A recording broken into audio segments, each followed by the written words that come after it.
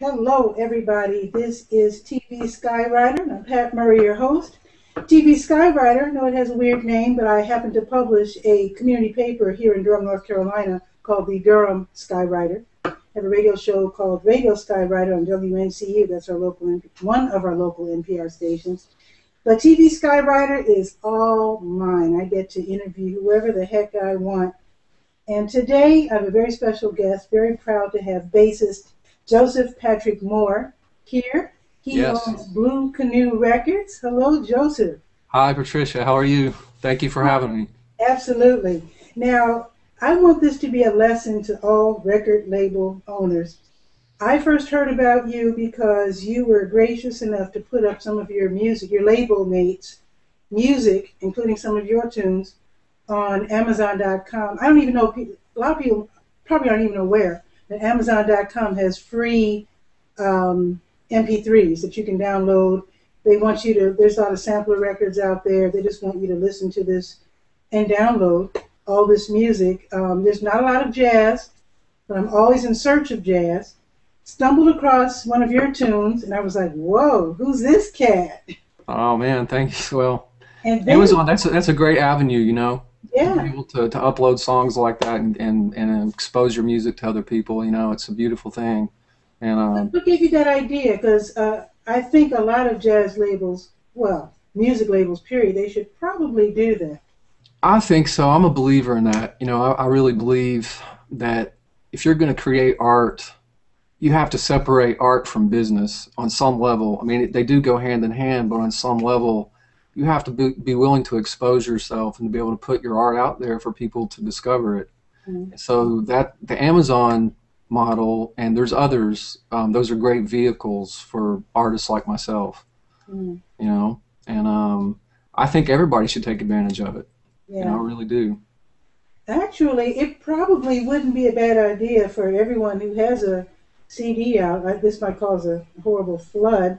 But everyone, I would think that, I mean, if you're not already a household name, I Yeah. would think anybody who has a CD out should probably upload or donate, whatever the correct term is, one tune to Amazon.com, that free service, so that people can discover them.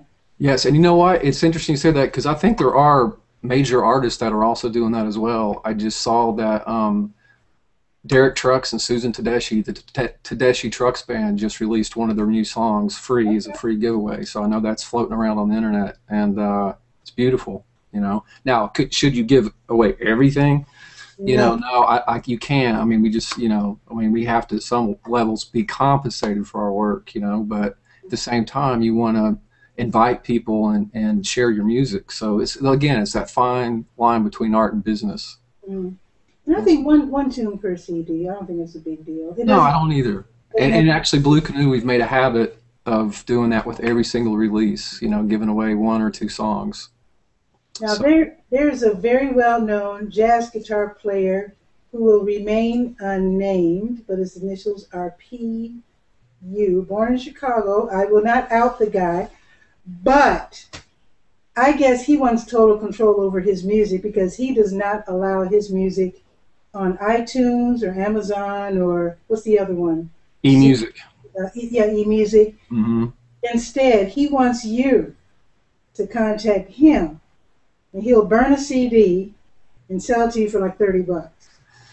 Right. To me, that's not the way to get your music out. I mean, at this point, we live in such a immediate culture. Fast food restaurants, downloads on your phone. Like everybody wants stuff now. I mean, I hate to say it, but most people, maybe there might be a few renegades out there, but most people aren't going to take the time to do something like that, in my opinion.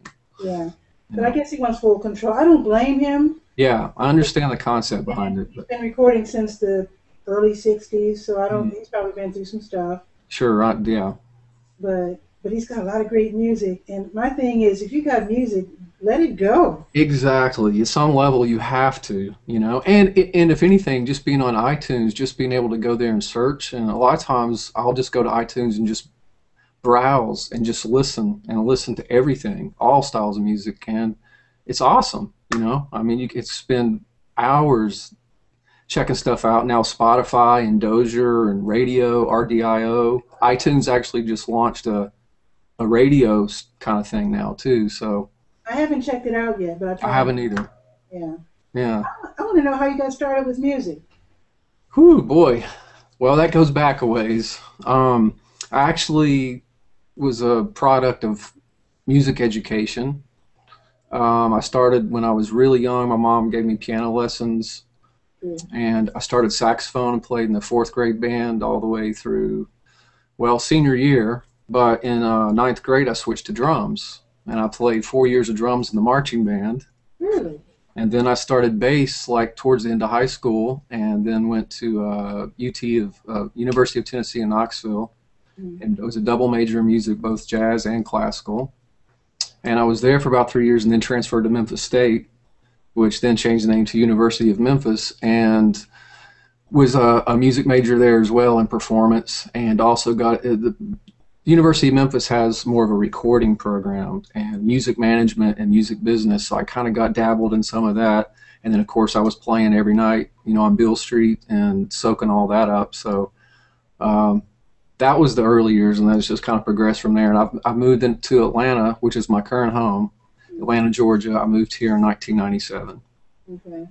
But I want to get, okay, you're talking about your musical career, but Yeah. I want to know what grabbed you as a dinky little kid. As far as, see, my earliest memories are listening to Sergio Mendes 45s Mm, and playing the ending of Fool on the Hill over and over because I couldn't believe how beautiful it was. mm.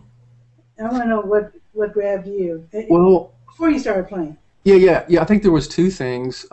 My sister actually, I have two sisters, and one of my sisters is an incredible flautist, and she actually teaches at Truman University. She has her doctorate degree and teaches music theory and flute, which is Northeast Missouri. It used to be Northeast Missouri State, but anyway. So when I was growing up, I was exposed to her playing around the house, and then my mom played piano and played organ. And when my mom's brothers would come over to spend some time, they would sit down and play "Oh Danny Boy" or some of those old kind of just tunes. Yeah. And I just remember always being fascinated, by just being in that environment growing up around my sister and my mom. But beyond that, I think it was probably 1977. I think I was first heard the rock band The Police. And I Yeah. remember hearing it, and I went out and bought Zenyatta Mendata. I think that was the very first CD or cassette tape at that time that I ever purchased, and I was hooked. That was it. And of course, at that time, I was already kind of dabbling in saxophone, but um, yeah, that pretty much did it for me. I've been a victim ever since. I love the Police. Oh man, and I actually had an opportunity. I worked with Stuart Copeland a few years Yeah, ago. I did see that on your bio there. That's cool. That's very Yeah, he's a cool cat. Very, very cool. mm, nice. So I want to know about when you started playing, and I also want to know how is it that a musician, it's hard enough getting gigs as it is, and I want to know how in the world did it occur to you to start a record label? Because I can imagine that puts an awful lot on your plate as a musician. Yeah, to say the least, yes. And you're correct. And it actually started 1996. I released my first CD, Never Neverland, and then followed that up a few years later with another one. And I just started realizing it's so hard to keep your craft together, but at the same time try to do those things like Amazon and try to get your music out there, and at the same time then trying to play live shows either with your own thing or actually as a sideman playing with other artists. So, it was at that point that I wanted to seek out trying to get other people to believe in it, a record label or whatever you want to call it, to put it out and to help. And I Were, struggled and were you struggled playing, and I'm sorry? were you playing festivals and were you getting any airplay? A little bit, yeah. I actually Neverland did pretty good, and it was an all music guide pick at that time, and I did get quite a bit of airplay, mostly college stations. Okay. Um, Okay. yeah, and it was an exciting time, but it was also a real eye-opening time. And but anyway, so fast forward just a little beyond that, uh, I actually sent out some product to several record labels, a whole bunch, trying to get any kind of interest, and nobody was interested. Nobody, a bass record? Are you serious? You know, and it's just like, no. They had heard of Stanley Clarke. Yeah, well, absolutely. But I think too, I was at that point. I mean, I can't even listen to that CD anymore. I mean, I just hear so much shortcomings. So I think on some levels, you know, I've grown so much, but I can understand if I heard that, I probably wouldn't sign me either. You know what I mean? Yeah. So, but anyway, so I sent out Peter Erskine, the drummer with Weather Report. He had a label, and I sent him a copy in 2002 of this jazz trio record I did with this group called EMP, the EMP Project, and it's more like straight ahead. And it features William Ellis on drums, and he's now playing with the country group Montgomery Gentry. And it features Sean Perkinson on guitar, and he's the guitar instructor at Lee University outside of Chattanooga. So anyway, we were really proud of this record that we did, so we sent it out to many jazz labels, and nobody was interested. So just by chance, I sent one to Peter Erskine, and of course, he wasn't interested because he said his label was just kind of for his stuff, and he wrote this incredible. I've never met Peter, but this is a true story. He wrote me like several paragraph letter, really encouraging. This was 2002, really being encouraging about, hey, you know, you can do this yourself. Things are changing. The digital revolution's here. You know, this was before iTunes really hit and digital downloads and all. And so at that point, they just gave me great encouragement. So William and Sean and we all kind of talked about it, and then that's kind of really how Blue Canoe was born from that moment on. So I honestly owe, even though I've like I said, never met Peter, I owe him a lot of credit, you know, for inspiring that. So do you think you would have done this had digital downloads been invented yet? I would have found a way. Somehow I still would have found a way. You know, I don't know so much about Blue Canoe, to be honest with you, but I would have found a way to keep sharing and putting out music on some kind of level, you know. Now, I was sent some CDs. I have this one. I have To Africa with Love. That's yours. And then I have Young Rico Scott, Be in My World. Yeah. Then I was also sent Chinois Hawk, A Beautifully Complicated Life. Yeah.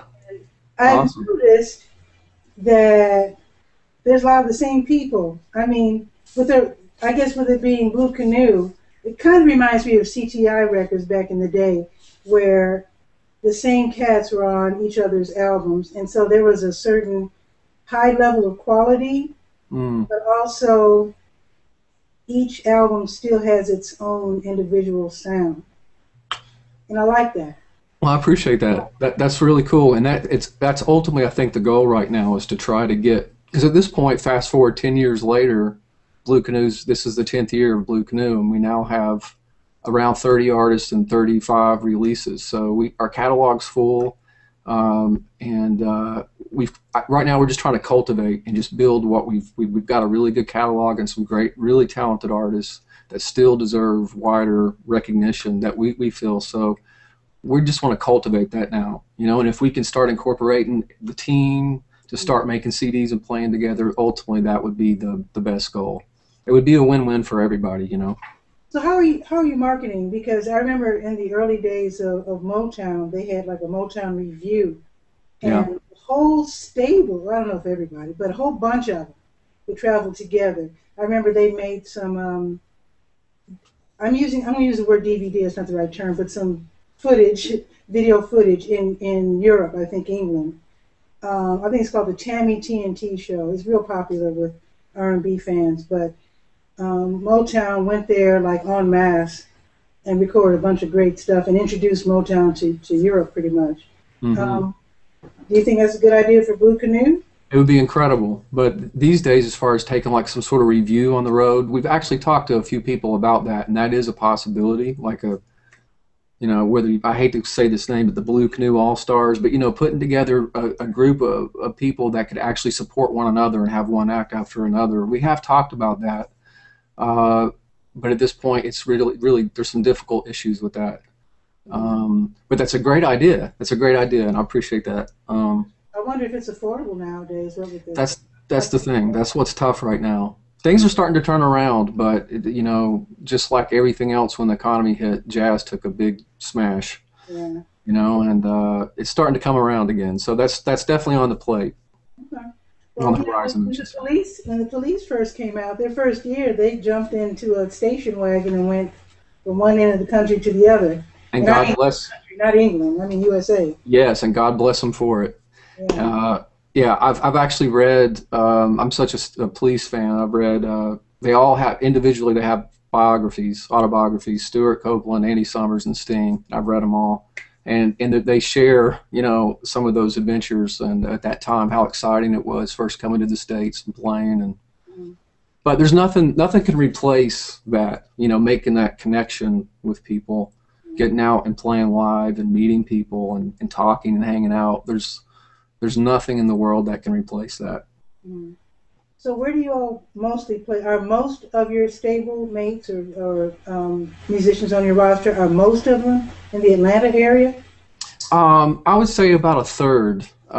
We have several artists from the Boston area, New York City, Tennessee, California. One of our artists, Nabel Kamir, lives in Tunisia. Wow. Eugene Masloff is a piano player originally from Russia, Mm. and he lives in the Boston area. But no, really, it's diverse. It's all over, and that's one thing that does kind of make it difficult. Going back to your earlier question about trying to organize a tour with the collective, you know, that's very challenging. But I see now. I was thinking that since you're on the same label that you live in the same city, but yeah, I guess, yeah. But that's the beauty. That's the beauty of the internet. See, we're not in the same city, and here we are. Yeah, right. You know? And we were talking about yesterday when we were doing our test run that who was that? I think it was Ninth Wonder. Yeah. He did a CD with a European cat. They never even met. It's like they recorded their tracks individually, sent them to each other back and forth. I guess it's MP3 files. Yeah. Or WAV files or anything at this point. Yeah. And they made a wonderful CD. That's incredible. It's Yeah. beautiful. Not that you always want to do that, because with jazz, I mean, you want that interplay, you know. Well, yeah, exactly, and that's what jazz is about. It is about that interplay. But that being said, there is a record on Blue Canoe I did mention to you yesterday called Planet Zoo, where all the members pass files around and everybody recorded it in their home studio. And actually, I was thinking about that. Actually, the very first track on the Africa CD, Fire on the Bayou, which is a cover of the Meters tune, Charlie Wood is an incredible singer and organ player and just a great cat. And I first met Charlie in Memphis, and we played 7 nights a week at King's Palace on Beale Street, and he played there for many years after that. But he's since now, my point is he lives in London, and he actually sings on that track. And lo and behold, I sent him an MP3 of the track, and he cut his vocals in his flat and then sent that back to me. So what you hear, I had no idea what I was getting until I got that. And he did an incredible job. It sounds amazing. That's wild. Isn't that how that song "L.A. Is My Lady" was recorded? I think. Maybe. I'm not L.A. What was that duet? It's either "L.A. Is My Lady" or "New York, New York." One of those Frank Sinatra duets. Okay. They were in different cities, and they kind of did it long distance. I think I do remember. I think it might have been Frank Sinatra. Yeah, New York. Yeah, I read Phil Ramone's book, who's a great producer. It's called Making Records, and he just passed away just recently. But I think there was something in that book, if my memory jogs me right, that they did that. It was like New York and Paris or something like that, or New York and L.A. Yeah. Well, now that you're living in Atlanta, what is the jazz scene like?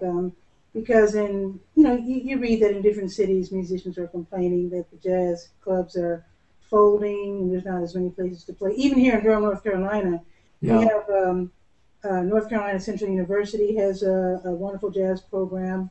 Duke University does, and so does the University of North Carolina in Chapel Hill. But yet there's no real jazz clubs. People tend to play in restaurants, right, and coffee houses. So what about Atlanta?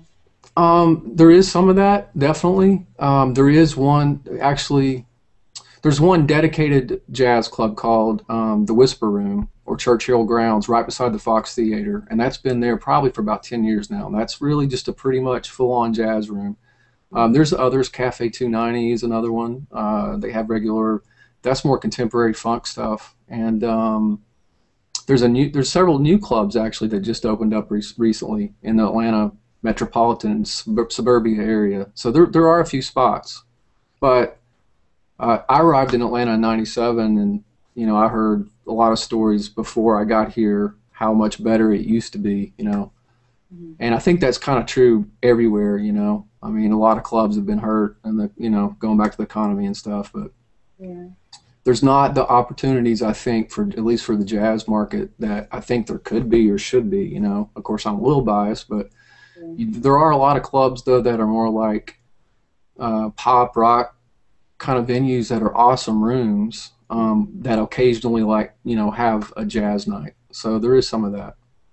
People might have to start getting more creative because in Chapel Hill, Moorhead Planetarium, they actually have.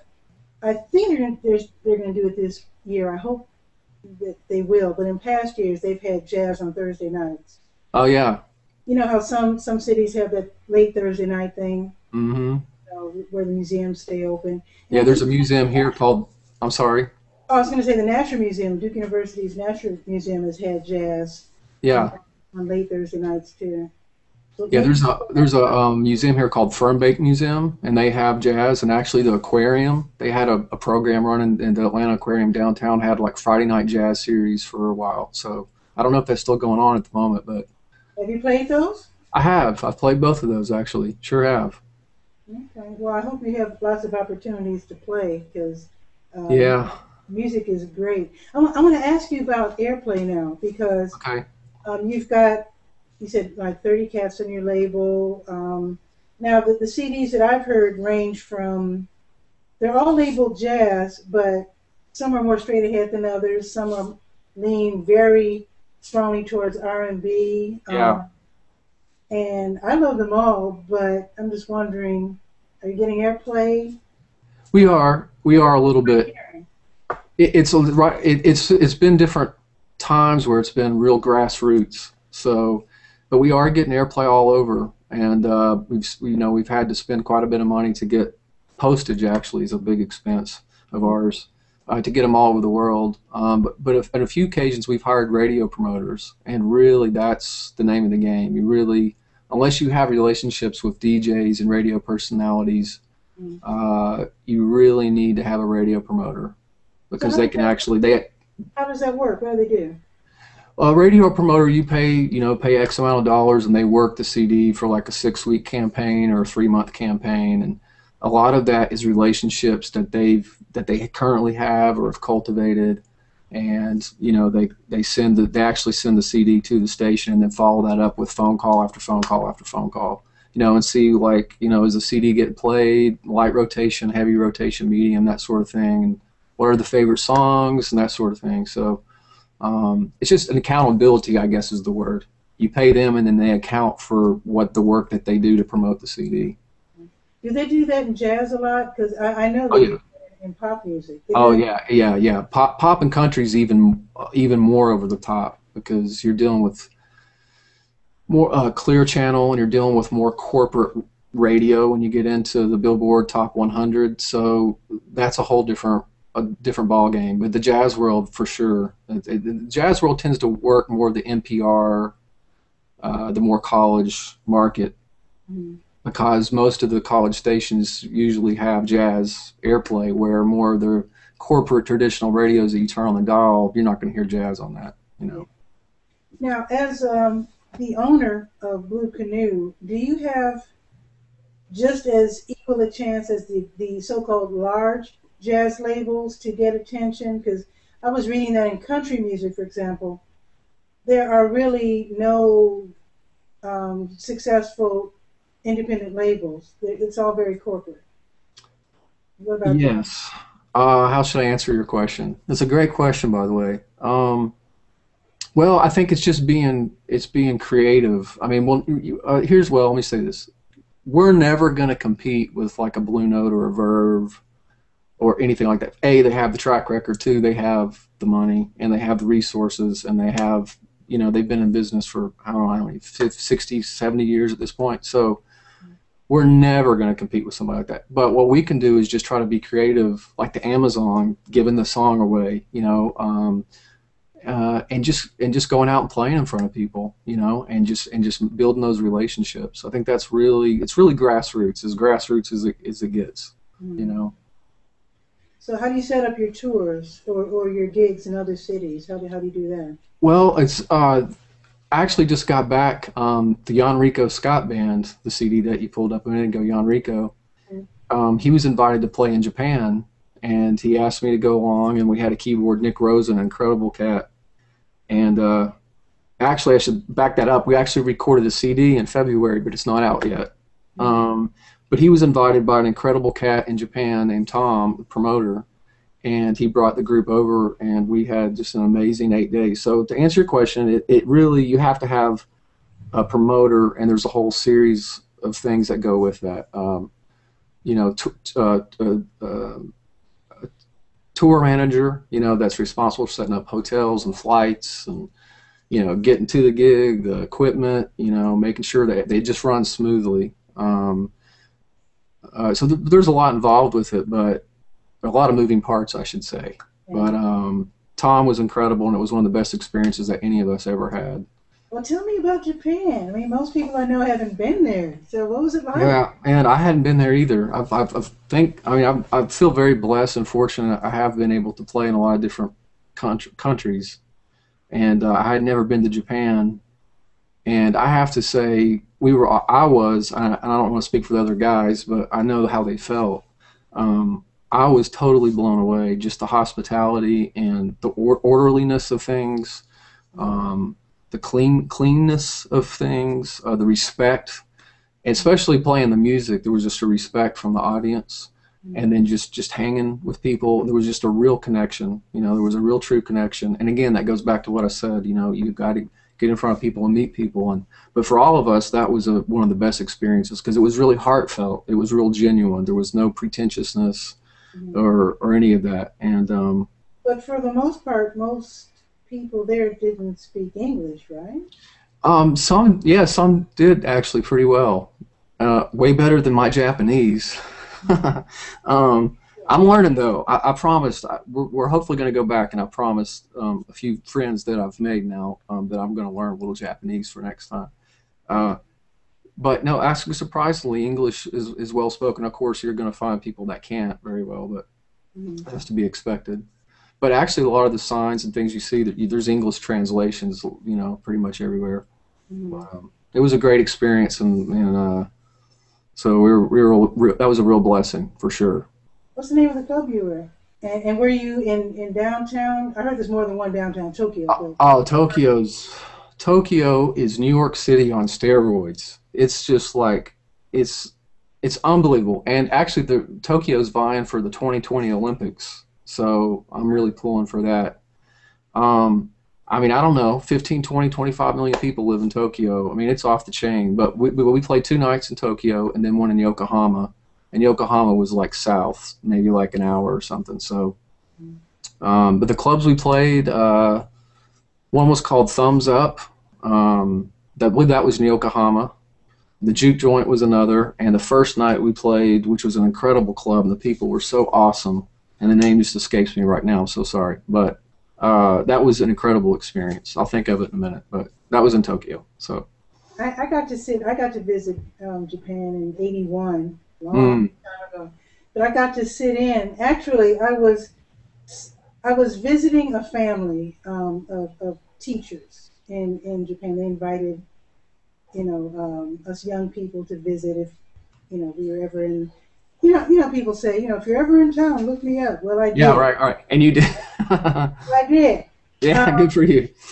But some Brazilian friends of mine back home told me to make sure that I went to see Toshiro Ono, who owned this club called Saci Pereira, Brazilian club in Shinjuku. And they told me to say thank you because I guess there's bad people in Japan too. We only hear about the good ones. And I think they had been ripped off. They had flown all the way from the USA to do this Brazilian gig, and the promoter, I think, ripped them off and left them pretty much stranded. And Ono gave them a place to play and gave them money, and they were able to make it. So okay. And so he said, "You want to sit in?" I'm like, "I'm not a world class musician," but he gave me a guitar. He said, "Play guitar," you know. That's awesome. So what a cool experience. It was really fun. It was really fun. And the half of the people there, although they looked Japanese, I was told that half of them were actually Brazilian. There's a big Japanese community in Brazil. And in fact, Toshio Ono, he died earlier this year. Sorry to hear that. His daughter Lisa Ono is Japan's most popular bossa nova singer. Wow. I think she's taking over the club. Awesome. Yeah. That's good to hear. So next time you're in Japan, look them up. I will. I definitely will. I'm hoping to get back as much as possible. I mean, as often as I can. I would live there if I could, probably. And speaking of that, I also want to send a shout out. I just read that Paul Jackson, the famous bass player with the Headhunters, Herbie Hancock Headhunters, I just read on something. He lives in Japan. He married a Japanese woman, and he's in the hospital there and apparently not doing well. I don't know what that means. But anyway, just send out some thoughts and prayers to Paul. Definitely. You know. Wow. I saw some video on YouTube or somewhere, maybe it was on your website, where you had gone to Africa, and I want you to talk about that. Wow. You looked completely off the hook. Awesome. That was a life-changing experience. Yeah. I don't even know how to start with that, but let me say this. That To Africa with Love CD that I did in 2010, for some reason, yeah, thank you. I always just had a love for Africa and just had this, and I had never been to Africa, but I was always just fascinated with it. I remember growing up as a kid, my mom had these National Geographic books, and I just always remember looking at, my favorite animal is the elephant, and I just remember just being, I'm sorry? My favorite is the hippo. The hippo, yeah. We saw some hippos. We went, so for some reason, I was just so fascinated, and so I put that CD out, and then fast forward about 10 months later, a really dear friend of mine, Elliot Moon, who I play with a lot, is a really great drummer, and here in the Atlanta area, and he was with this organization called Heart for Africa, and he kind of asked me that he was going, and he was putting a band together and wanted to know if I wanted to be a part of it. Yeah. And of course, this had no correlation with my CD at all. This was just kind of a fluke thing. And of course, I did it, and thankfully, but it was also, I got to say this, because it was also a part missions trip too, which I had never done before.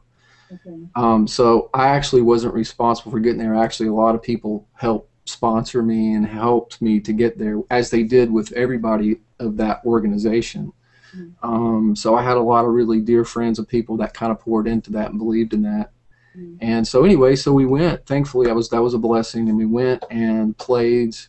We played every night.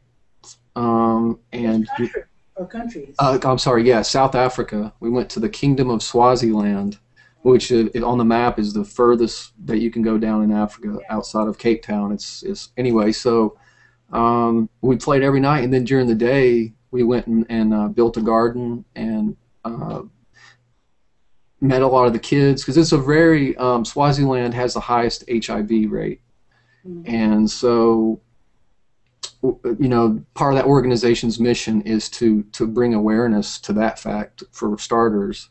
And you have kids raising kids, and you don't really have the parental thing, just because the HIV, half the population's dying off. So that was part what entailed. So outside of playing, we built bonds and relationships with kids in the community and some of the elders, and it was just such a moving, life-changing experience. And I actually did document that. There is videos on YouTube. I think there's 3 parts to it that I kind of just documented my adventure, because I wanted the people that put money towards that believed in that and helped get me there to do that. I wanted to be accountable, and I wanted to show them you know, this is what your contribution or this is what your love did, you know. And so that's kind of why I did the video. Well, that was the reason I did the video. I just wanted to be accountable and show people. I But did watch it and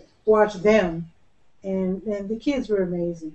oh my gosh, I could tell you something. We could spend hours talking about that. And the last day, the highlight. Well, there was a lot of highlights. I shouldn't say that, but the very last day, we actually played in a soccer stadium, and they brought in 15,000 orphan kids and gave them, you know, food and blankets and balloons and just all kinds of things. And actually, the king of Swaziland was in attendance, and you know, Secret Service and all that sort of thing for his country. And it was wild. It was really something. And just to see 15,000 orphans, you know, and just the love and just the what was going on there that day was really special.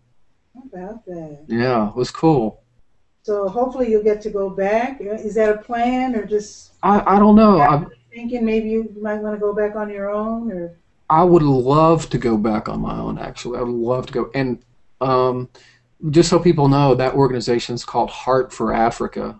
And anyone can sign up to go. And you can look at their website. And I know Janine and Ian Maxwell. I've become friends with them. And so they're really genuine, true, good people. But you can go to their website, heartforafrica.org, and you can find out more about it. As far as going back, yes, I do want to go back, but I would like to go to, how should I say this? I'll go ahead and tell you since we're here, since we're just friends. There's a girl actually I sponsor every month named Jerusalem, and that's through an organization called Compassion, and I've been sponsoring her for maybe like 6 years now.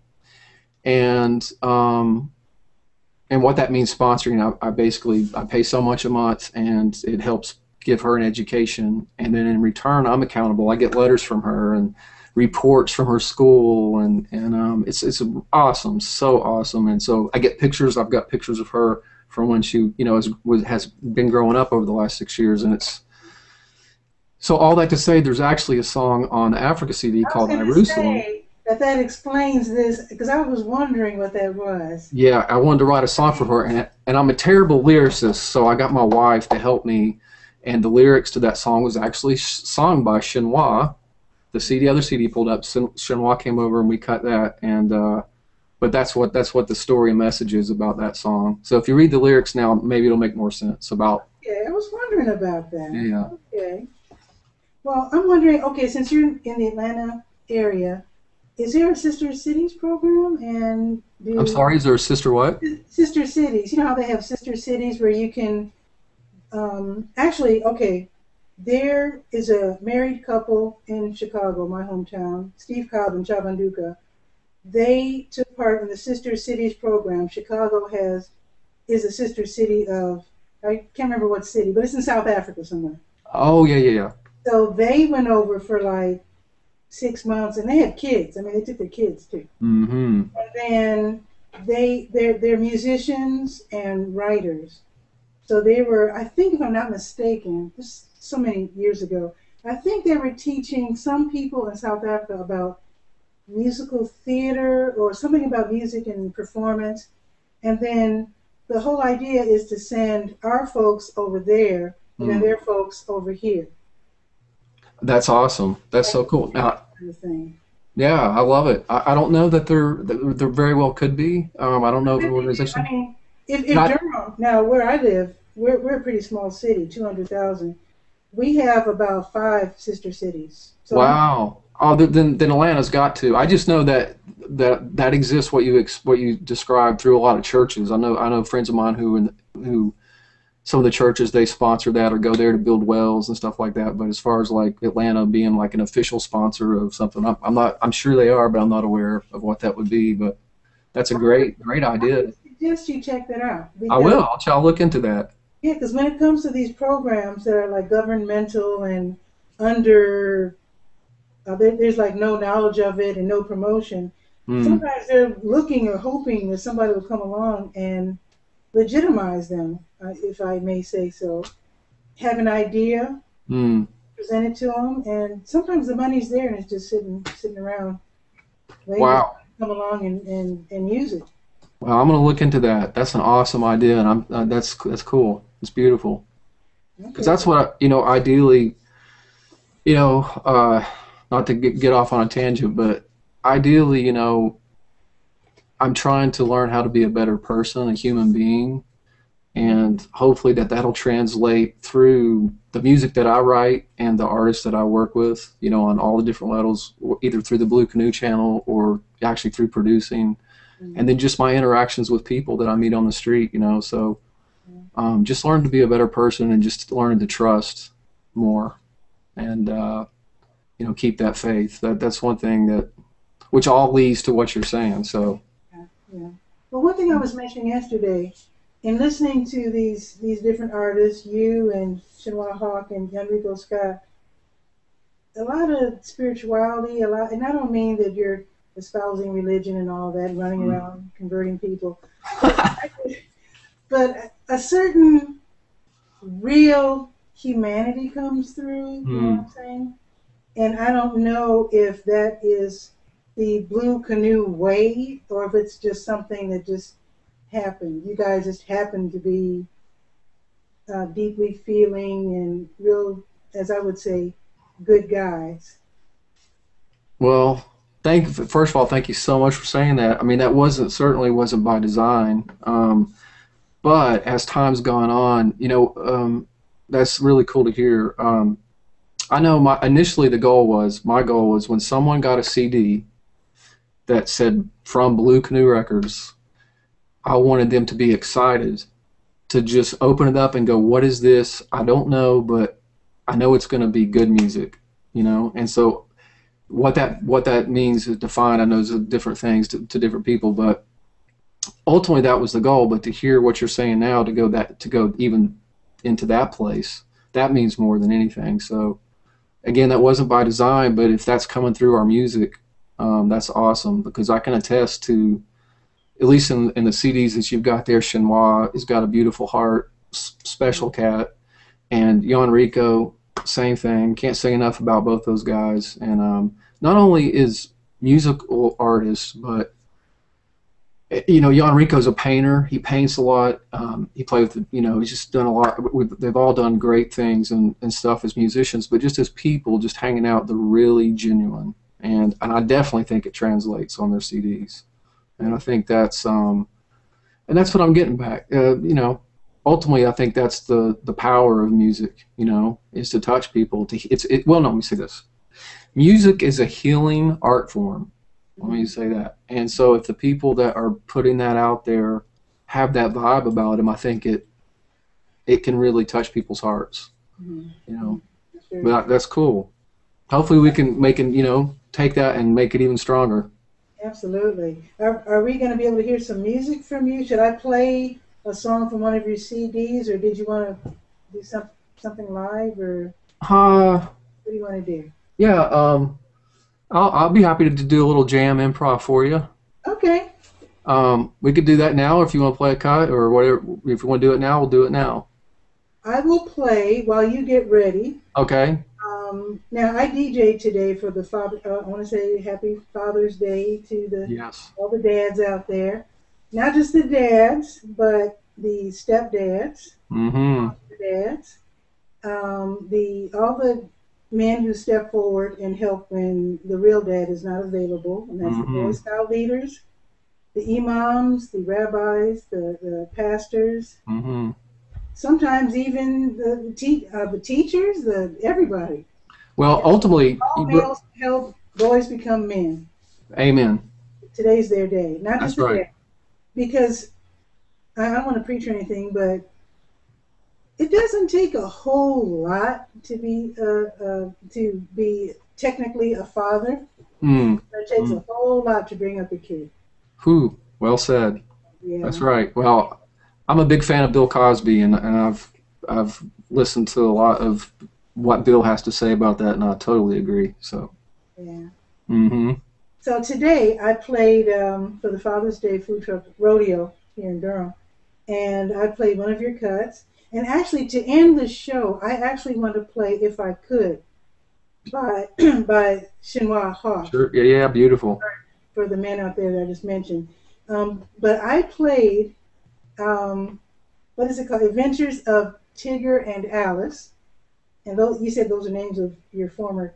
My former cats. Tigger was my first cat. She lived to be 22, and Alice lived to be about 21. And that was a big part of my life, you know, 20-something years with two pets, and they were just really special cats. I'm an animal person, so I love cats and dogs. I love everything, you know. But they were really special cats, and they had both passed away. And I just, a lot of times I write from song titles. I'll just come up with the title. I think I mentioned that yesterday, where I'll just start with the title, and that title then envision. I see a vision almost like a movie as far as moods, creating moods, and you can do that through, you know, the tempo, key signature, the quality of the chords, the harmonic structure, obviously the melodic content, all that, the vibe, the rhythm, you know. So a lot of times I'll start from that place and then just see what unfolds. But anyway, that song's about my two cats. Yeah, well, I played it today. Thank you. Appreciate it. As I expected, a couple of what I would call hip-hop kids came over. They were like, yo, what was that? Because Awesome. they instinctively know that cool sound you have on your bass. And even though they might not be able to, if you only listen to hip-hop, you're not going to quite know the kind of funky jazz that you play, but it resonates with them, and they want to know more. Because sometimes I play tunes, and I just look for the young cats. I just say, he's going to come run and watch. That's cool. And that's what happened today. So, awesome. Well, thank you. So I'm going to play a little bit of that. Okay.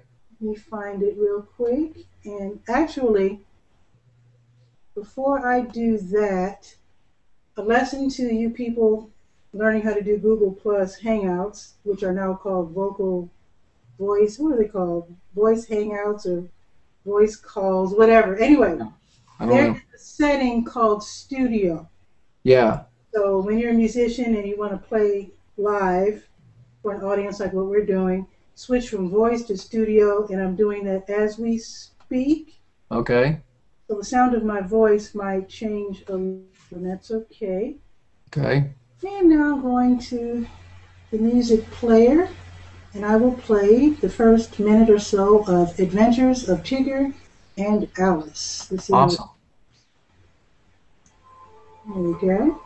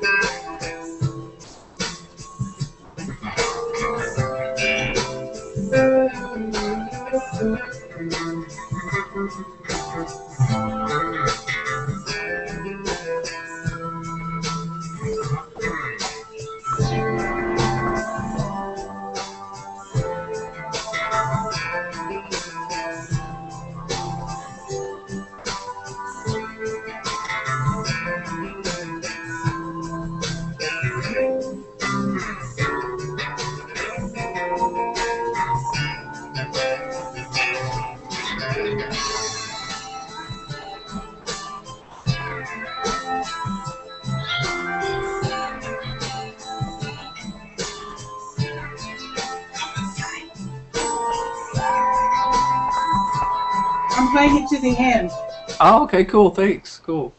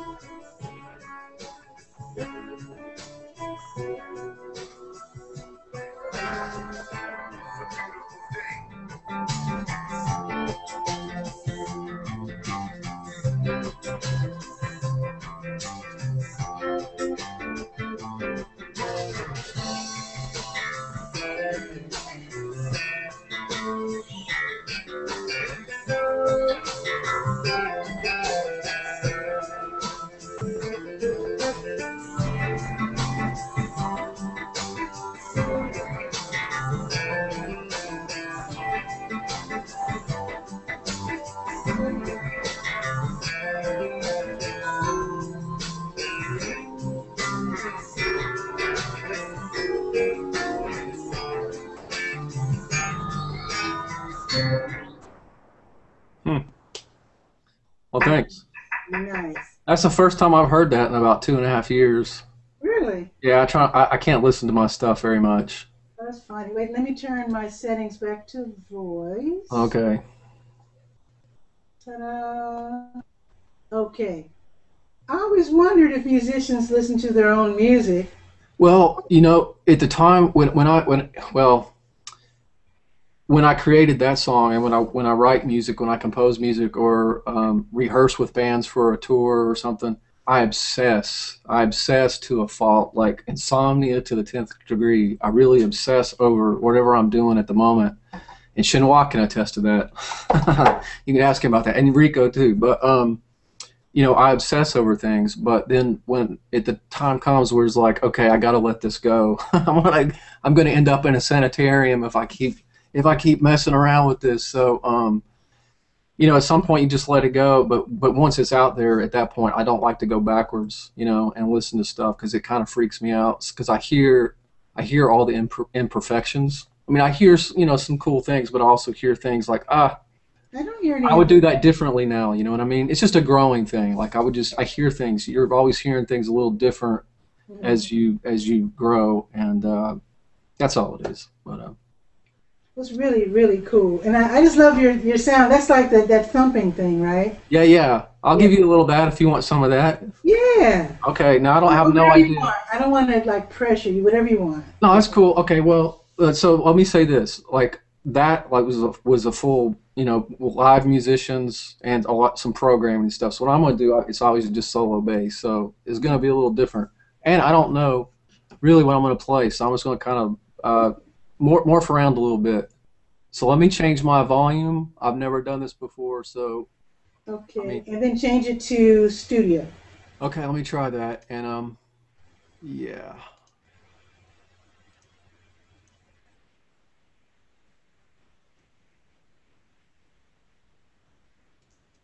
Okay, so I've optimized it for studio. Okay, let's see what happens. All right. This is live on TV Skywriter. Yes, it is. Live. This is not a download. This is really live. So, can you hear this? Oh yeah. All right. Well, let's see what happens here. Happy Father's Day, by the way.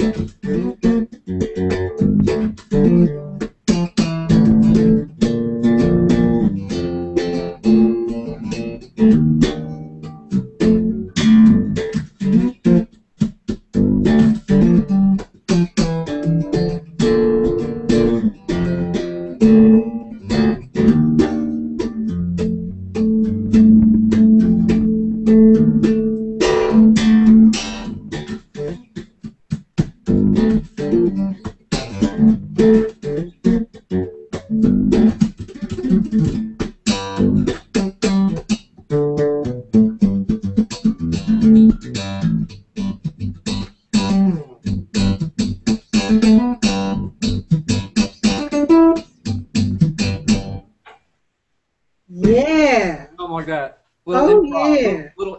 Impromptu. That was awesome. Yeah, I had no idea where I was going with that. That was cool. Cool. Yeah, put it back on voice. Yeah. That was, what you just gave everybody, but especially young bass players, a huge treat. Oh, cool. Because we could definitely see your hands. Couldn't see your face. That's okay. Yeah. Because I'm sure the bass players were focusing on your hands. That was a big treat. That was awesome. Oh, well, cool. You're welcome. Thank you for asking. And that reminds me of, I went to Fordham for a semester, Fordham University in New York City, and I got to see João Gilberto, the Brazilian singer guitarist. And you could tell that half of the audience was guitar players because we were all sitting like this. They're watching Oh, yeah. I looked around. I noticed, isn't it strange? Everybody's like this. Yeah. You can usually tell the musician types are usually in the front row doing this. No, it's cool though. That's cool. Excellent. So tell us about this To Africa with Love CD, since we were talking about it. You said this came out a couple of years ago. It sure did. I'm actually working on some new stuff now. But that came out a few years ago. I have a few projects coming up. I'm involved with a few things right now. Actually, Chinois, I'm going to be co-producing with Jamie Porty.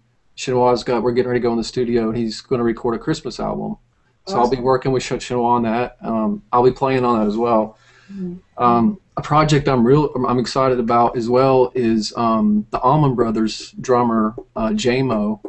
I'm going to be recording a CD with him in a couple weeks, and we're going to be doing a Love Supreme from John Coltrane? In its entirety. And it's going to feature J-Mo on drums and Dr. Oliver Wells on organ.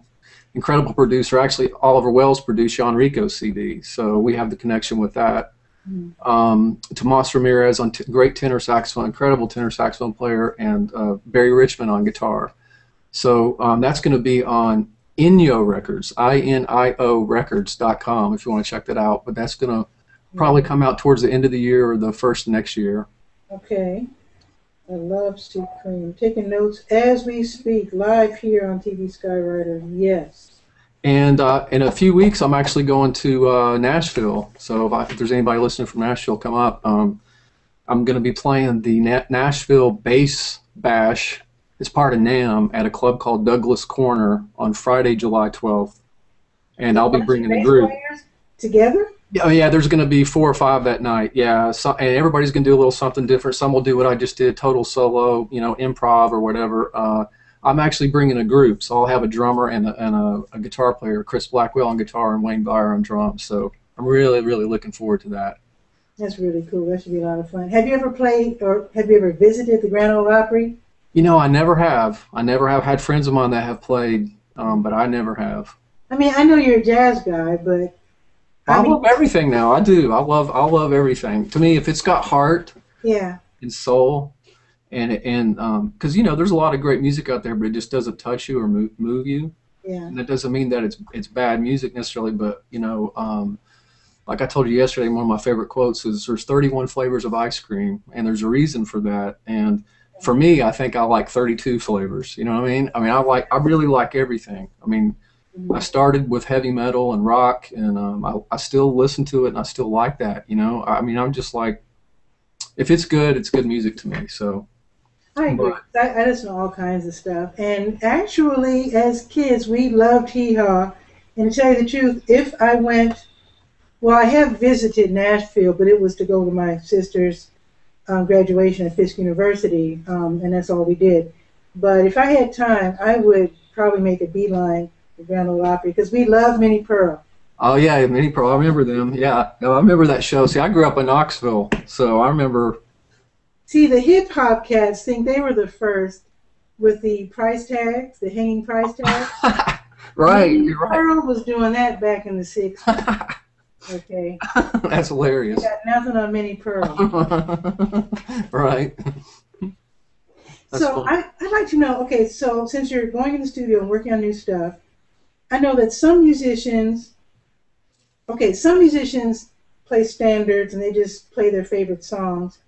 but other musicians write all of their music at the same time, and so the album sounds like a concept. You know what I mean? Is that what you do, and is that what you're planning to do?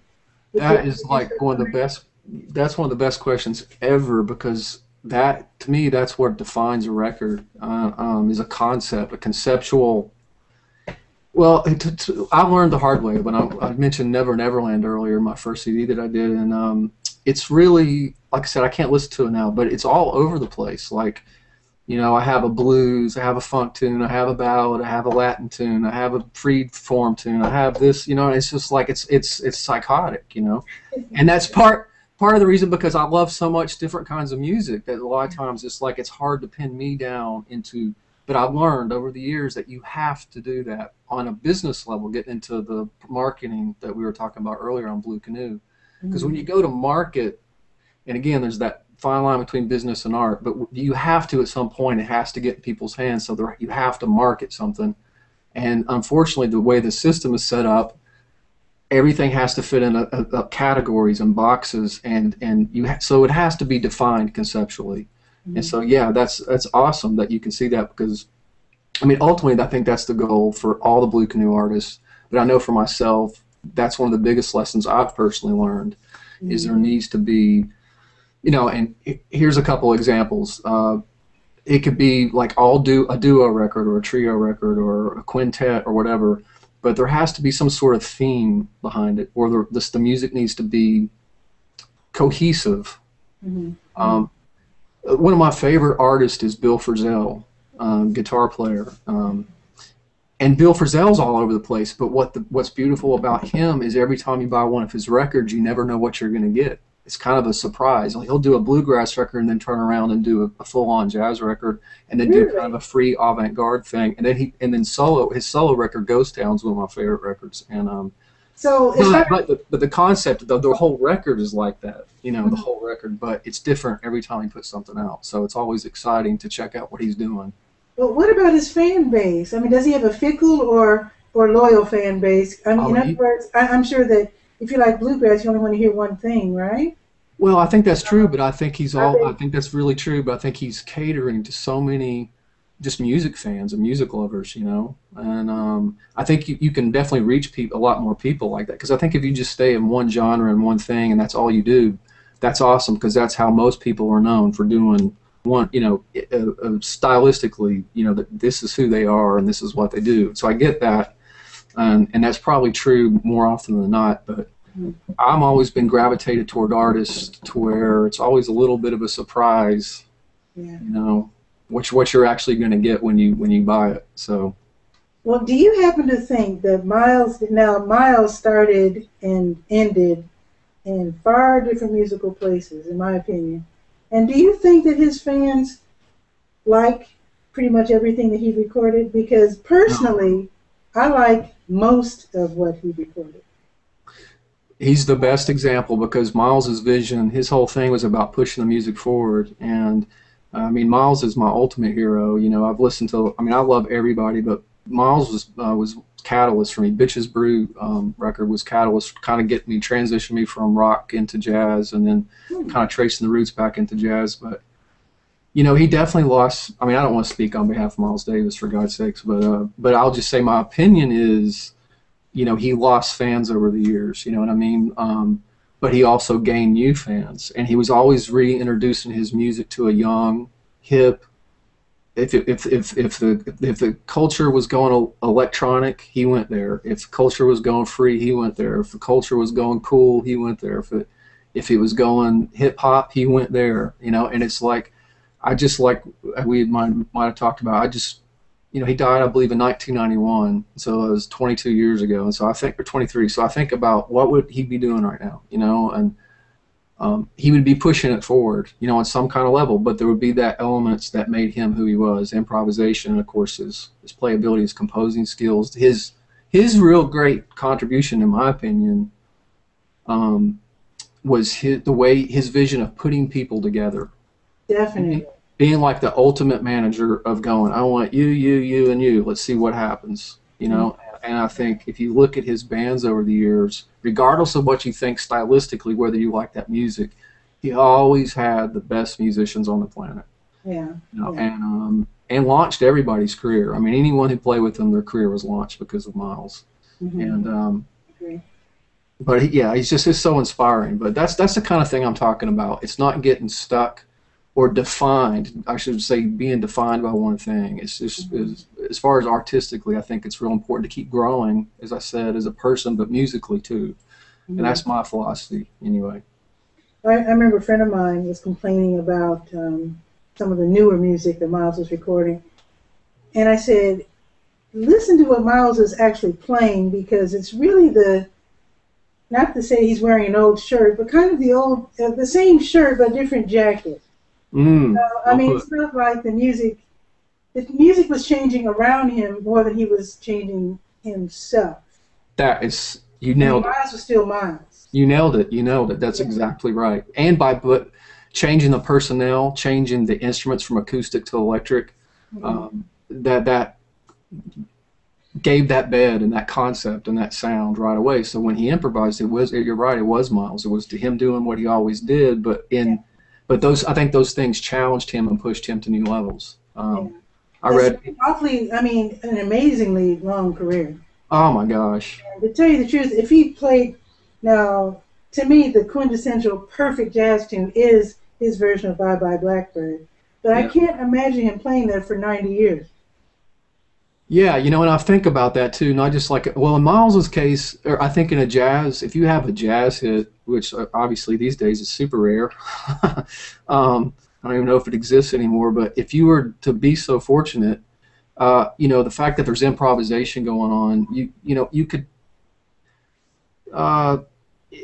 how should I say this? Interpret the song differently, on some levels. I mean, it's still going to be the song, but the improvisational levels, you could kind of experiment a little bit nightly. But I think of like groups like, for rock, I love Led Zeppelin, and I think about like Stairway to Heaven or one of their classic songs, playing that night after night after night.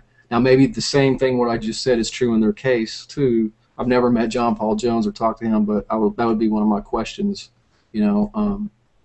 I'm sure there's ways you could challenge yourself as well as the fans and still love the music, but I would think more of a pop song would be harder to get away with that than a jazz song.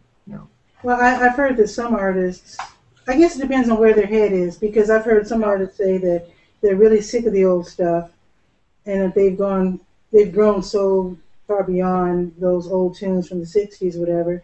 But then other artists say that they're thankful for those tunes, for having provided them with the ability to raise their families, and they look at it they have more grace about it, That's right. So there's a lot of different ways to look at the coin, and a lot of those tunes, those old tunes or standards, that is the repertoire, that is the language, that is, you can't take that away. Cole Porter, George Gershwin, and Duke Ellington, Count Basie, Fat Jones, on and on and on, Charles Mingus. It's like there's that's the history, that's the language, and but growing up in 2013 with technology and computers and synths and things to manipulate sound and things, if you could still take that element of the jazz ingredient but then fuse that together, kind of take the Miles approach of what is the current thing right now as far as the sound, what the young people are listening to, but then embed the historical elements from a jazz way of thinking into that to me is really appealing, It sounds appealing on one hand, but then on the other hand, I guess as a fan, I would worry about two things, and that's airplay. Okay, three things: airplay, sales, and where you're going to play. Yes. Because as a fan, people complain, oh, such and such is commercial. But to me, if it's not commercial, I'm not going to hear it because I don't have any clout. I want things to be commercial so that I can hear them. And commercial means different things to different people. I mean, Thelonious Monk was commercial. Yeah. Because I got to hear him. Mm-hmm. I mean, if nobody at Columbia or what's the other labels he was with, Riverside, whatever, if they didn't believe in him, I would never have heard him. So I don't worry about commerciality. Yeah, I don't at all. But at some levels, you know, when it gets back to that business thing and concept and putting things, Yeah. unfortunately, the machine and the man, the way it's set up and structured, that's just the way it rolls. So you, on some levels, you have to kind of go there on some levels, even if it's a small level. But no, I totally dig what you're saying here. I hear what you're saying, you know. 'Cause, I mean, you do have to worry about those things because, again, people like me, we want to hear what's next with you. You know, I remember when Miles died. I remember the day he died. I do too. I do too. I was in the backyard planting daylilies and hostas when the news came over the radio, and I stopped and I was like, wow, because most of the jazz people that I grew up hearing had already died. You know, Billie Holiday, and I did get to see Dexter Gordon, but you know he was deceased. There's so many people that had already gone on to glory, as they say down here. But when Miles died, I was like, oh man, you know, I really looked forward to every CD that he came out with. Exactly. You know, when it comes to Billie Holiday and Coltrane, now I know they're rediscovering things by Coltrane that hadn't been released before, but for the most part, most jazz musicians who have already passed on, you no longer look forward to their music. You just hope that you get to hear more of it. But you know, it's all been recorded pretty much. Oh yeah, and I'm sure there's things in the vault, but I totally hear what you're saying. I mean, now with technology and people can go to a show and record you on your phone. There's no stopping that now. So I think if Miles was alive today and then he died in 2050, you know, we'd probably have every recorded show he ever played. You know what I mean? And the visibility of YouTube and all that sort of thing. So things have changed, but to me, his music will never die. But I do, you know, I miss that. I think he definitely left a void. You know, just pushing the music forward on and whatever that meant to where he was at that point in time. I don't know. Just off the top of my head, you know, I can't say that there's somebody like him right now that's doing that. You know, I mean, I'm sure there are. Maybe I'm just not aware of it. But I dug the attitude he had in the '70s. I remember in the '70s, and that's when he was actually playing a lot of the black colleges. And I think my sister got to see him, I believe. Anyway, he said that he would play for free at any.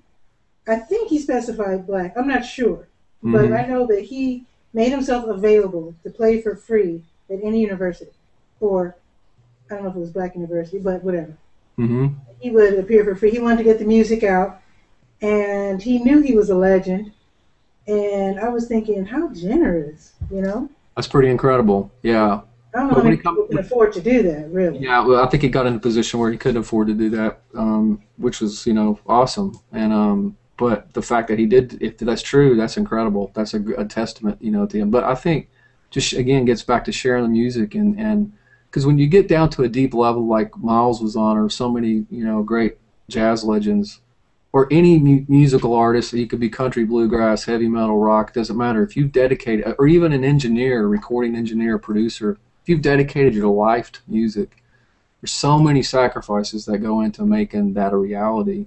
And until you've actually paid those dues, as they say, pay those dues, riding in the van across country and breaking down and having no money, and I mean, until you really do that, I mean, what am I trying to say? I think it's important that you do that so you have a base to kind of lean on and to understand what that really means to sacrifice for something. So if you've like blood, sweat, and tears and really paid it, you want people to hear what you've got to say because you've got a lot to say. Yeah. You know, you've got a whole lot to say. You've been out there living it and really doing life, you know. Well, after you just said that makes me wonder, because I'd like to know what you think about people like, let's see, Justin Bieber for one. There's a kid named Austin Malone who's being discovered as we speak. Cody Simpson. These are young pop singers that the kiddies love. They were discovered on the internet. They didn't, as far as I know, pay any musical dues. You know, they're singing just for fun into a mic, uploading it, being discovered and becoming millionaires. I don't know if they're all millionaires, but somebody is. Yeah, well, not them. somebody. So, what do you think there's some authenticity there to have instant success like that? Do you, You do know you, that do you that's a think cool. that's maybe one reason why Justin Bieber is freaking out right now? He hasn't Uh, made any news.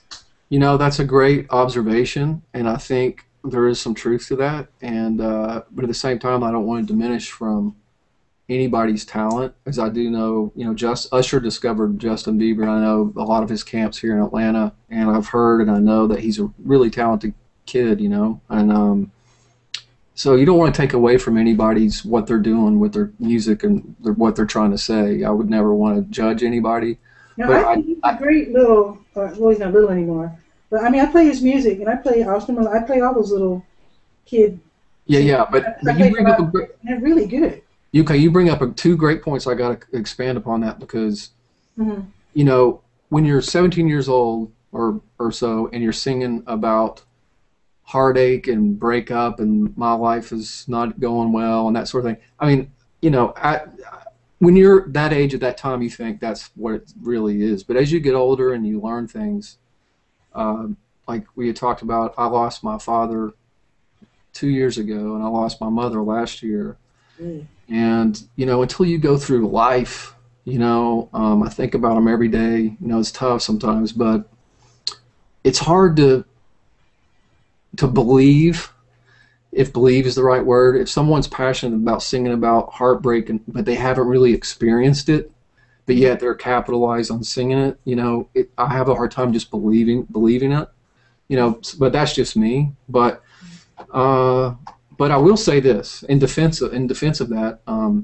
There's a girl here in Cumming, Georgia, named Riley Beaterer, and I've been working some with Riley, and she's 17 and she's so talented, a truly gifted young songwriter, an artist, and she's signed to Elton John's Rocket Music Management Company, and she's actually been with him for 2 years, and I've been working with her a little bit off and on here, and she's got a real bright future ahead of her, and just working with her and her generation, she is really, really talented. So she's made me a believer um, in that. So I'm giving you two sides of the coin. She made me a believer, but on the other side, I think there are artists out there who haven't really lived what they're singing about. That makes sense, you know. Of course, that's true of, I'm sure that all kid singers are singing about things they haven't experienced, but that's been happening since what, the 50s. Exactly. I mean, Motown artists. Exactly. Same thing. Sure. Yeah, But yeah. I guess what I was really asking about these kids who are discovered on the internet are their preparation for the fame and the adulation that they're getting and expecting to get airplay. Yeah, yeah. Well, okay. That's a great point. I meant to go there. So sorry. Yeah, no problem. Like shows like American Idol and also and The Voice and America's Got Talent. I'm sure those have done a lot of great things for a lot of people. And actually, I got to work with Bo Bice last year. I did a tour with him, and he was on American Idol at some point, and I believe came in second to Carrie Underwood. Okay. And in Bo's case was different, but I mean, you know, but I think a lot of those shows, you have people wanting stardom and wanting to be a star, and they're being fed this, but they haven't been in a van, they haven't been out on the road, they haven't really seen the world, they haven't paid any dues, and so there's kind of like this culture of expectation, you know, and I don't think that's very healthy because I don't think that's a good thing at all, you know. So I'm agreeing with you. I do think that it permeates, and I think that's definitely gotten worse over the last decade or so. I think with guidance, though, they can be just fine. I think the problem with some young people who are successful right away is that their family forgets how to say no, and I guess they just get into things, Yes, before they there's a lot of really, pressure that comes with success. Yeah, yeah, because they probably didn't grow up going to all-night parties. yeah, And suddenly they are. right. And getting into mischief and trouble. You Exactly. know, And you can't blame them for wanting to, yeah, yeah, but I think when you're 15, 16, you should still do your homework and clean your room and all those other things. absolutely. I And I guess will say, it's and kind of I'll say hard. on Molly's behalf, you know, seeing her and how her management and her family, you know, she's works really hard, does her homework, and you know, very studious and that sort of thing. So I Can totally, you yeah. imagine though having a kid that makes more money than you've ever seen? No, I don't Yeah. have children, so it's hard for me to 100% relate to that. But no, I can't. And I think that's one reason why I don't know. Yeah, yeah. I just wanted to ask that because we haven't seen too many young breakout jazz artists. No. Esperanza Spalding, I don't know how old she is, but she looks awfully young. She's very Um, young. I think maybe 24 or 5 now. But just, I think it was 2 years ago she won Best New man. Artist over Justin Bieber, Hmm. which to me, and I've been a Grammy voting member since '96, since I released Never Neverland, and I was actually I thought, well, I still be careful what I say, but I thought that was a pleasant surprise. I was not expecting a jazz artist to win Best Artist of the I Year. know, right? The machine, the money machine, and the no disrespect to Bieber, I don't mean it like that, but I mean just the a jazz artist against a top Billboard #1 pop artist. That's pretty rare, you know. It's extremely rare. I still don't know how it happened. I don't know how those things. Right. I mean, I don't vote. I mean, I don't have any Yeah. these out. I don't know how this works, but it was amazing for jazz. I'll tell you that. Yes, it was, and she, she's an incredible man. What can you say? She's an awesome bass player, great singer, beautiful. I mean, incredible voice. Just has the whole package. She's in for the long term. She's not going anywhere. She's going to be a force to be reckoned with. I can't wait to hear, what she shares with us over the years. Definitely. I want to ask you one more question before we go. All And right. that is, what must we do as fans, and in your case, as an artist and owner of a record label, what should we do to make jazz more popular? Is it possible? Um, well, yes, it is possible. I'm an optimist by nature. I'm always looking at the glass as always half full, not half empty. That's just me. I'm always looking for that. Even when I'm in hell, I'm still looking for that. And I think anything's possible, but I think I mean, this could be a long thing. I mean, I know what I think artists should be doing, appealing to the younger people like Miles Davis would do, whatever that meant, a light show or whatever it took to just let people experience music. From an artistic point of view, I get that, but from a fan point of view, I would just say support if there's somebody that you truly really like their music. I don't care what style it is, just support them. Go to their shows, buy their CDs, buy the CDs, don't steal them. Mm. Get the free songs that are available, but then pay for the rest because that keeps everything, puts food on the table. So I would just say support in every way you can the people that really mean something to you. And I think that's true with movies and culture and what you watch on TV, the movie tickets you buy, everything, the groceries you buy, the food you buy, everything is a contributing factor. You vote with your wallet, in other words. And if you can help artists in any kind of way, that's where it's at. And Yeah, spread the love too. Do the grassroots thing. yeah. Tell people about it. Share it. I mean, I'm a big believer in sharing stuff. Just in terms of exposing friends and family to artists or anything for that matter that maybe they're unaware of. Well, I'm thinking that to support the local cats, like for Absolutely. example, I'm a DJ and I do play all types of music. But one thing I take real pride in is that I play a lot of local music. There you go. That's Not awesome. just jazz. I mean, I'll play the Drum Symphony Orchestra as well. They have a CD, believe it or not. So, God bless you. um, That's awesome. I mean, pop, funk, folk, whatever. I think that it's very important. Now, I'm an Well, untrained journalist, so I just came up with this. I might be totally off oh, base, no, there's a but I quote that think I'll it's share our with you. job. Yeah, that's so awesome to hear, Patricia, and thank you for saying that because there's a quote that I've kept in my head a lot, and I'll share with you. It's act locally, think globally. There you And go. if you can act locally and really support the artists in your community, and then here you are sharing them, and in my case, with globally through this Google Hangout thing, really all over the world. So Cool. that's a good example of that. So thank you for. I'm sure all the artists in your area are really thankful, and I'm thankful for you taking the time with me today too. Well, thank you so much, Joseph. And what I'm going to do before I say goodbye to you, I want to play for all the dads out there and the men that we mentioned earlier in the show. There's a song that I played today for Father's Day. It's by Chinois Hawk. That's a CD, okay? The Yes. name of the song is If I Could. I call it a parental love song, and we need more of it. Although you said that he wrote this for his niece, right? I believe that's right. I believe that's right. And if you listen to the lyrics, it's about staring over a newborn or a baby in the crib and just wondering what is their future going to hold. You know, what is their life going to be like? And that song, that's what it's about. It's like if I could, you know, take away your pain, if I could show you the world. And I don't want to speak for Chinois, but just kind of the essence of it. And I know we're going to work on getting Chinois on your show too. So, Okay. but yeah. So I just wanted to dedicate this to all the fathers out there and father substitutes. And what I'm going to do is switch the setting to studio. All right, and then go to my music player. And I might have to adjust the volume, but here goes, Chinois Hawk, If I Could. Awesome.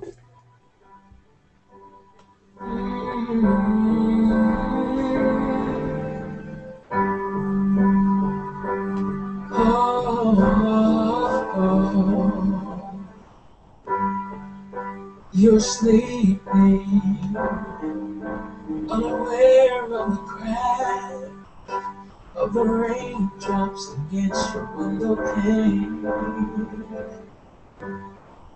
So peaceful, you never know there was a war just across the ocean floor. But I dream that you'll never have to know of all these things I like to keep you safe from. But if I could, I'd create a perfect world for you if I could. So you never have to worry if I could. I would catch every single teardrop if I could. They would never hit the ground if I could.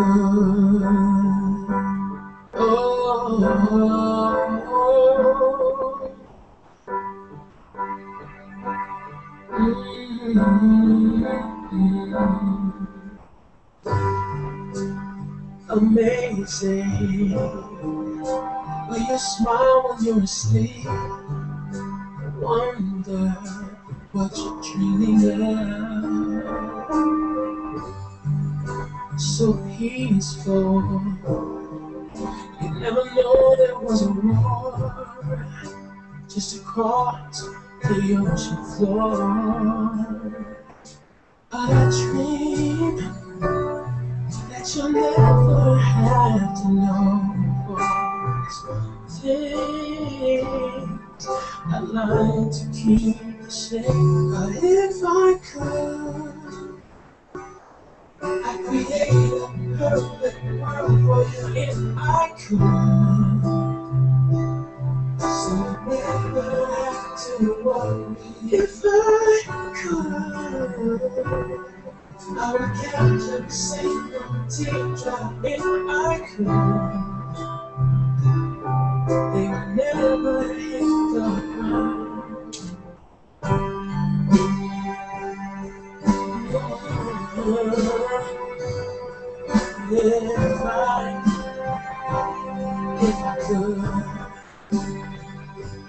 If I could protect you from all the things of this world, all the pain, and the hurt, and sorrow.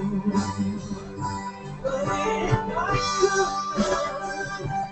never shed, did you ever shed tears?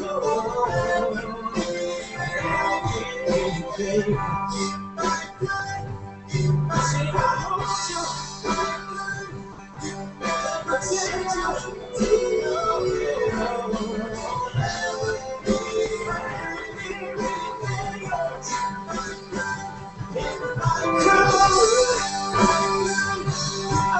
to save you, so you never shed tears.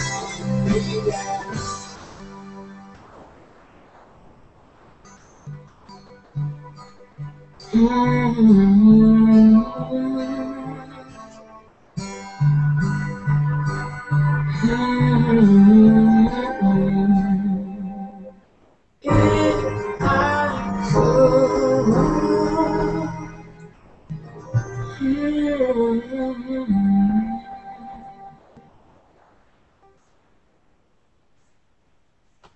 That's What cool. a totally gorgeous tune. Oh man, you know, and wow, I hadn't heard that in a few years too. But I produced that CD and engineered that, and I actually engineered. We cut all the vocals in Shinhwa's house, and I was another part of his house, and he was down the hall, and I remember just being in the room. We couldn't see each other, and him singing that song, and I was just like, oh my God, this is like.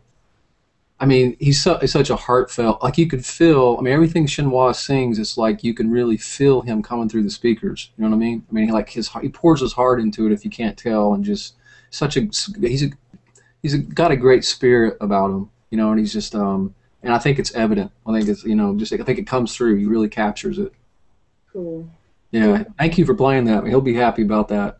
Oh yeah, I was thrilled to play it because people were caught off guard. They knew I was going to play. They were expecting your typical Father's Day songs. Like I know Eric Clapton has one, which I elected not to play. Yeah. The two Father's Day songs that people usually listen to are what is the one with Harry Chapin about never having time for the kid, and then the kid grows up and he doesn't have in turn time for his dad. Okay. Yeah. They're beautiful songs, but they don't sing about the beauty of fatherhood. And I tend to, now that my father's dead, I prefer not to hear those Father's Day songs. I prefer to hear what Shinhwa did, something beautiful. Well, it's positive. He's a very positive cat, and it's just always trying to look at the brighter sides of things, even when things collapsing all around you. You just, again, the glass is always half full. And that's kind of his viewpoint, and it's definitely mine, but that's very cool that you felt that way. That's what music's all about, Absolutely. So I want to thank you for being on the show, Joseph. Thank you, Patricia. I so much appreciate it. So when can we expect to hear this new CD? I know I guess it takes, how long does it take to make a CD anyhow? Well, it depends. I mean, the EMP thing, the EMP project that I referenced that started Blue Canoe, really, we did that whole CD in 2 days. We did 5 songs one day and 5 songs the next, and it was done. So 2 days it was done. In Shinhwa's case, we spent about 3 to 6 months on the whole CD because there was a lot of moving parts, and some of the musicians lived in LA and different places. So, so it's hard to answer, but I think it all kind of comes down to pre-production. Is just kind of getting it organized and then booking the session and just making it happen, Cool. But thanks. We'll just, I'm sure I'll hear from you when it comes out, so we'll just... I'll be sure to get, I certainly will get you a copy.